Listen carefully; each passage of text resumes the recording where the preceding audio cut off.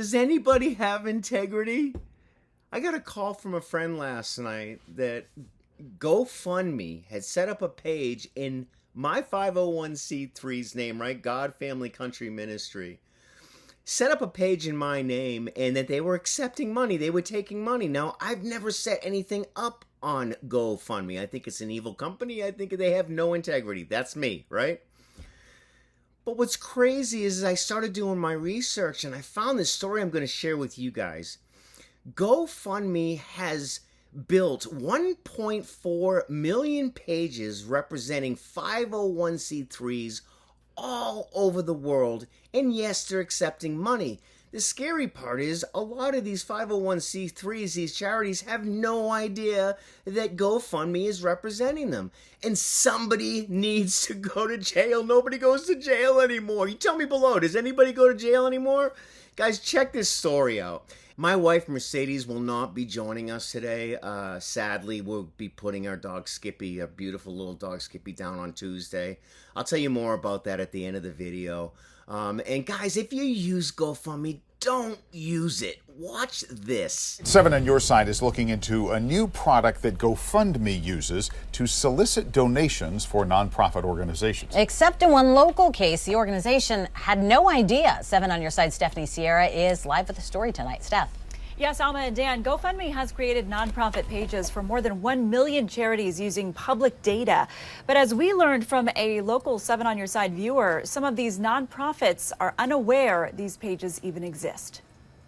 Dave Dornless is the treasurer for the Friends of the San Bruno Public Library and the president of the San Bruno Amateur Radio Club. Recently, he got a call from the library that left him puzzled. One of our patrons at the library wanted to make a donation in someone's name who had passed away. He says the person went online and found a GoFundMe page tied to the library's nonprofit and wanted to know if it was legit. And it's something that we did not set up. We weren't sure what was going on. Turns out GoFundMe created the page, but Dave had no clue, and he's not the only one. GoFundMe has taken upon itself to create nonprofit pages for 1.4 million 501c3 organizations using public IRS data along with information from trusted partners like the PayPal Giving Fund, which really make it easy for nonprofit organizations to connect with our community of over 200 million on GoFundMe. And so what we were finding is people were already coming to GoFundMe to organically support nonprofit organizations. Krista Lamp is the senior director of nonprofit communications at GoFundMe. She explains some nonprofits will claim the page, meaning the organization has full visibility over donor data, donor stewardship, branding, and how they choose to leverage their page. But according to Dave, both the library and radio club nonprofits were not claimed. Leaving him frustrated, GoFundMe didn't consult him first. And the fact that they would just on their own build pages for nonprofits that they've never spoken to is a problem. I'm a believer in opt-in, not opt-out. Based on his comments to us, is there an opportunity in the future for GoFundMe to contact these nonprofits directly prior to creating the pages? I think the more we can communicate and speak to the nonprofits directly is always beneficial for us. We plan to do even more communication directly to nonprofits. Dave says he struggled to find anyone to contact from GoFundMe about this, so he reached out to 7 on Your Side for help. Only after you became involved, they contact us. They also solicit a tip of 14.5%. In other words, they say, we're doing this and we're great people and give us 14.5% to do this, which doesn't have to happen. And that's what bothers me. When we checked, the optional tip was actually set for 16.5%. The consumer is required to move the bar to adjust accordingly. These completely optional contributions really make it possible for us to offer our fundraising tools, our customer support, and really support our global team of trust and safety experts. The tip would be in addition to a 2.2% transaction fee GoFundMe charges nonprofits, plus 30 cents per donation. That fee goes up to 2.9% for individual fundraisers. Now, both GoFundMe pages of Dave's nonprofits have been removed from the site.